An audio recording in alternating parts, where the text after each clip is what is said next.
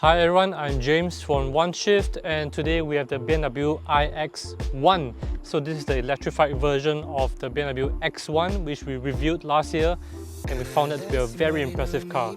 So let's check out how this one performs.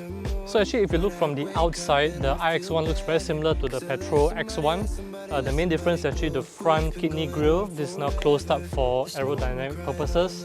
And also the BMW roundel is surrounded by a blue accent, which is very subtle. So I guess the other thing to point out is I really love this green color as well. It really stands out in traffic and it's quite unique.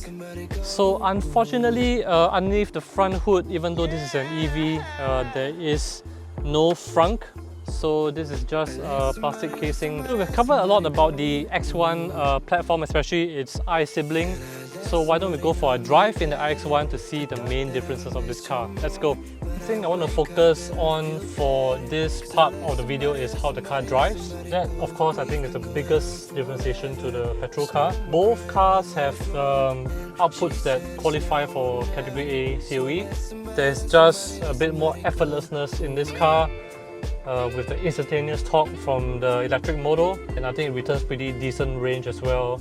On the handling front, I have to say I probably prefer the ICE X1. The ride is just a bit more settled. There is less weight to manage. You can feel the battery weighing down on the suspension a little bit on this car. The petrol X1 just feels more agile somehow. That said, I mean, this car is really well packaged, and you can tell that from the outset they designed this platform for both ICE and EV.